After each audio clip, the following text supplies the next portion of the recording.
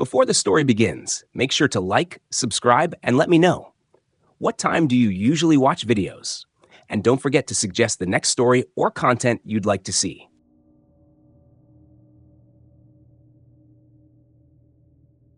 Story 1. The apartment where the walls sang at night. When I first moved into the apartment on Birchwood Avenue, I thought I had found the perfect place. It wasn't large, just a modest one-bedroom tucked into the corner of a pre-war building, but it had character. Arched doorways, crown molding, hardwood floors that creaked underfoot in a way that felt lived in rather than unsettling. The rent was surprisingly low for the area, which I chalked up to the fact that the building was old and in need of minor repairs. The first week passed without anything unusual, though I noticed the walls carried sound strangely. I could hear my upstairs neighbor pacing, someone coughing in the hallway, and once, faintly, the sound of someone practicing violin several floors below. The acoustics of the place were odd, but I accepted it as part of living in an older building. Then came the first night I heard the humming. It was just past midnight. I was sitting in bed, reading, when a low, almost melodic vibration drifted through the walls. At first, I thought it was my imagination, some residual sound from the street outside, but the humming grew clearer. It was human, soft, rhythmic, carrying the same rise and fall of a lullaby. The voice seemed to come directly from the wall next to my bed. I pressed my ear against the plaster, expecting to hear the muffled noise of a television or maybe my neighbor's stereo, but there were no instruments. No lyrics, just a single voice, humming as though to soothe a child to sleep. The oddest part was the quality of it. The voice didn't sound like it was coming from an adjacent apartment. It felt inside the wall, as though someone was sitting within the plaster and brick, letting their voice seep through.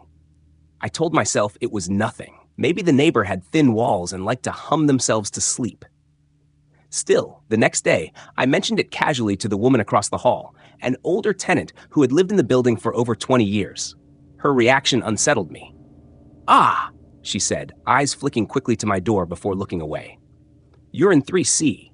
"Yes," I said, trying to read her face. "Do you know if anyone in the apartment next to mine hums at night?"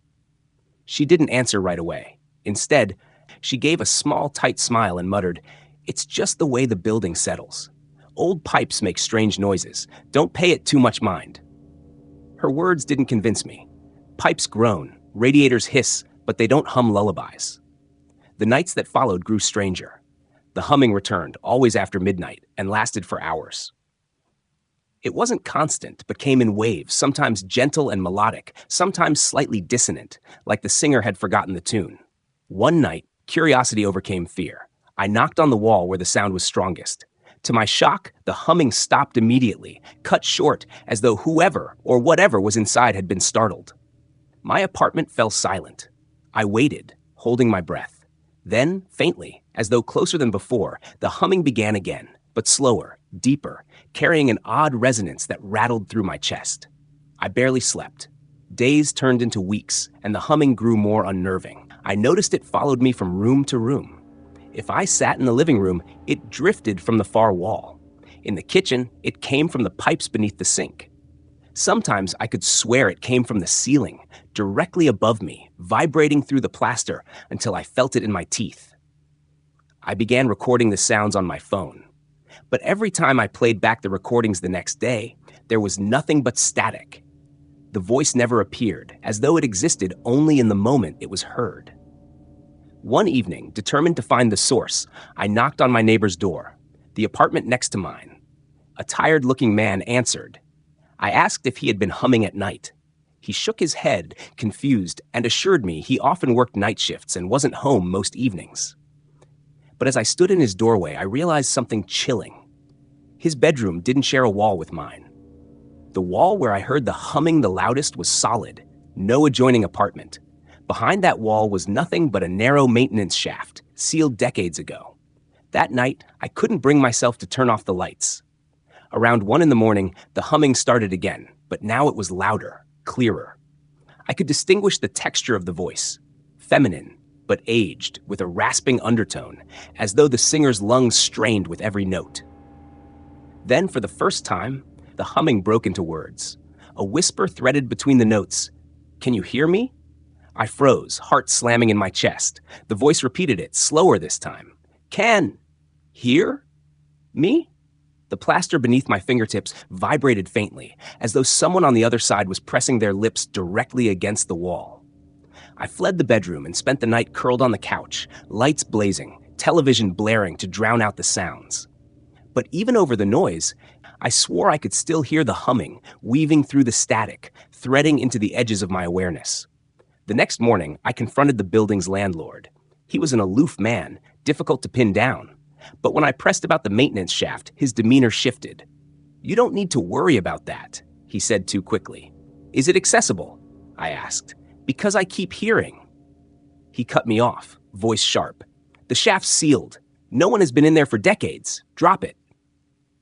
His words only made my obsession grow. That night, armed with a flashlight, I went into the basement where the old blueprints of the building were posted on the wall. I traced the outline of my apartment.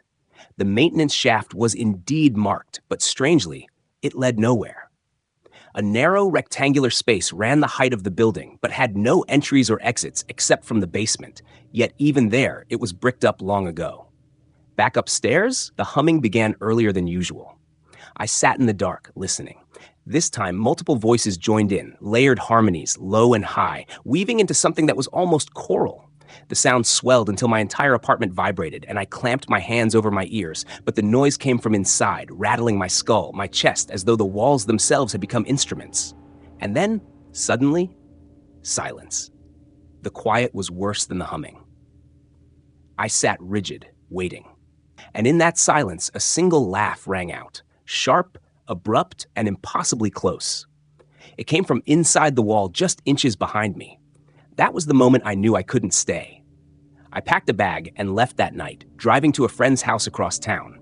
The landlord called days later, asking if I intended to break the lease. I told him I was never coming back. His reply chilled me to the bone. He sighed and muttered, almost to himself, "Another one then." I never learned what he meant, and I never went back to Birchwood Avenue. But to this day, when the world is quiet and I'm lying in bed at night, sometimes I swear I hear it again. Soft, low humming threading through the silence, as if the walls themselves are still singing to me. Story 2, the old farmhouse with a hidden choir. I grew up in the Midwest, where old farmhouses dot the countryside like relics from another age. Most of them stand empty now, their barns sagging into the fields, their windows blank and staring. When I was younger, I thought of them as ghost houses, places to speed past on your bike before the sun went down. But one farmhouse in particular would come to haunt me in ways I still can't explain. It belonged to my great-uncle Harold, though by the time I was old enough to know the place, he had been dead for over a decade. The farmhouse sat on the far edge of our family's land, abandoned after his death. My parents used it as a kind of storage spot, leaving old furniture, tools, and crates stacked in the rooms. No one wanted to live there. No one even wanted to set foot inside after dark. I was 16 when I first heard it, the sound that would stick with me. My cousin Leah and I were dared by some friends to spend the night there. It was late autumn, the wind sharp and dry, rattling the corn stalks that still stood in the fields. We brought sleeping bags, flashlights, and junk food, and tried to laugh about how stupid the dare was. We set ourselves up in what had once been the living room, beneath the sagging chandelier. The first few hours were uneventful, just the groans of the house settling.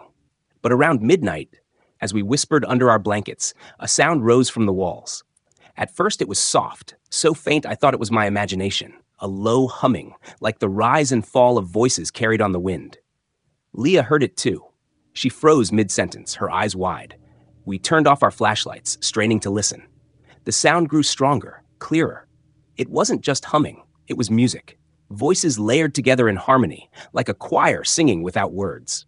The melody seemed to seep through the wooden beams, reverberating faintly in the floorboards beneath us. There was no rhythm, no lyrics, just the pure, eerie blending of tones that seemed to come from everywhere at once. Leah gripped my arm. "It's inside the walls," she whispered. We sat frozen for what felt like hours, until the humming tapered off into silence. Neither of us slept that night. At dawn, we left, swearing to never talk about it. But the memory gnawed at me. A year later, when I was alone and braver in the daylight, I returned.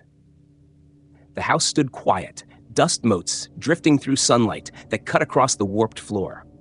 I walked through each room, tapping at walls, trying to convince myself that the sound had been some kind of trick, wind in the chimney, pipes shifting, the creak of timber. But when I reached the second floor, I found something that made my blood run cold. Behind a rotting dresser in one of the bedrooms, there was a boarded-up door. The boards were old, nailed in decades ago, but I could see faint gaps between them. On impulse, I leaned close and pressed my ear to the wood. The humming started again. It was faint this time, but unmistakable. A blend of voices, weaving together in an unearthly harmony. I stumbled back, heart hammering, and fled the house without looking back. For years, I kept what I'd found to myself. Leah didn't want to talk about it, and I couldn't blame her. But eventually, curiosity got the better of me. I started digging into family records, trying to understand what might have been hidden there. That's when I uncovered a story no one in the family had ever told me. In the 1920s, long before my great-uncle owned the house, it had been used for something else. The local church had burned down, and the farmhouse was temporarily converted into a place of worship. The upstairs rooms were used as practice spaces for the choir. But there were darker rumors too, whispers that the congregation had been led by a preacher obsessed with capturing voices for eternity. He believed that music could bridge the gap between the living and the dead. The church records I found ended abruptly. There was no mention of what happened to that preacher or his choir, only that services moved elsewhere once a new church was built. My grandmother grew pale when I asked her about it. "Don't go back there," was all she said. But I did. This time I went prepared, with a flashlight, crowbar, and a shaky resolve. I returned to the upstairs bedroom and pried away the rotten boards covering the hidden door. Behind them was a narrow, dust-choked stairwell leading upward into a small loft. The air inside was heavy, stagnant with the smell of mildew. The loft itself was bare, except for rows of benches arranged in a semicircle.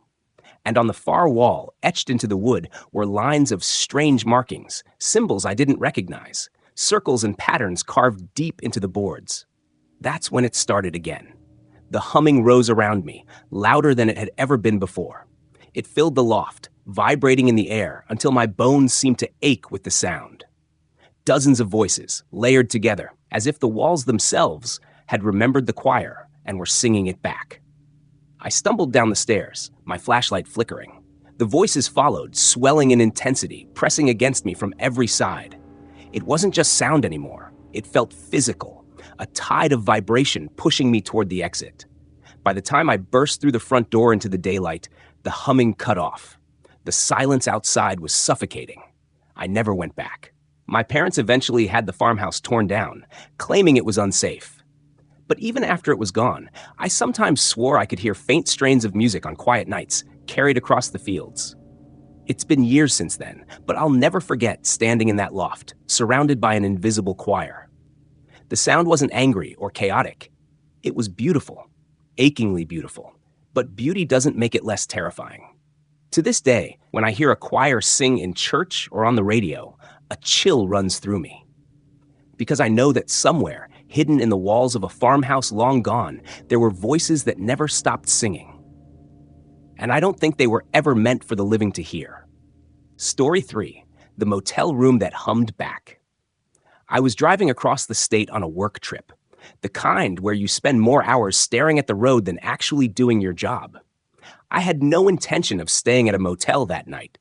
I told myself I would push through the exhaustion, crank up the radio, and just get home. But by the time the rain started pouring in heavy, slanted sheets against my windshield, and the signs along the highway blurred into unreadable streaks, I knew I had to stop.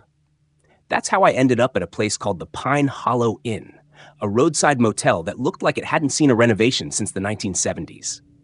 Its neon sign buzzed weakly through the storm, some letters flickering in and out so that it read more like P-I-E-H-O-L-O-N. The parking lot was nearly empty.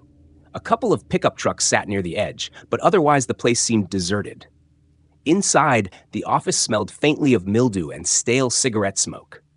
The man behind the counter didn't say much. He looked me over, slid a form across the counter, and asked for cash only. Something about the place unsettled me immediately, but exhaustion won out. I signed in, paid, and took the heavy brass key he handed me.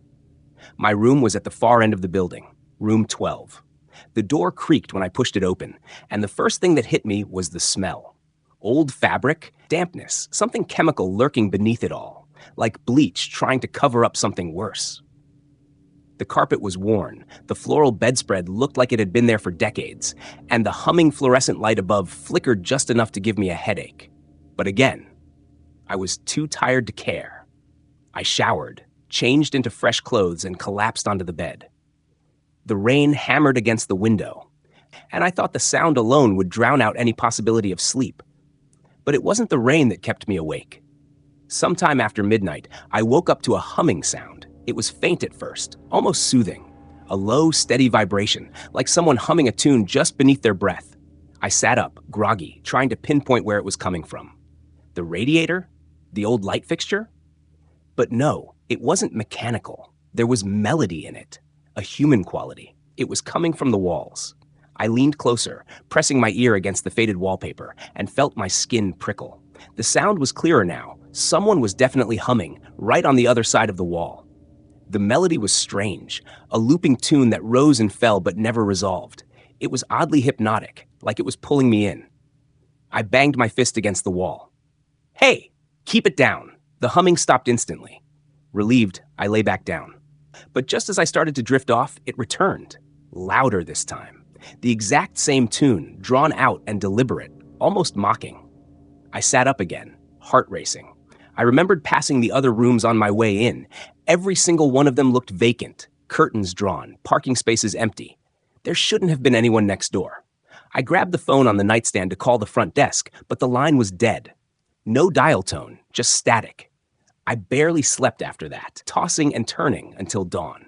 By morning, the humming was gone. When I checked out, I asked the man at the counter if anyone had been in room 11 or 13. He gave me a blank look, then said, "We don't rent those rooms out, not anymore." I wanted to press him, but something about his flat expression made me swallow my words.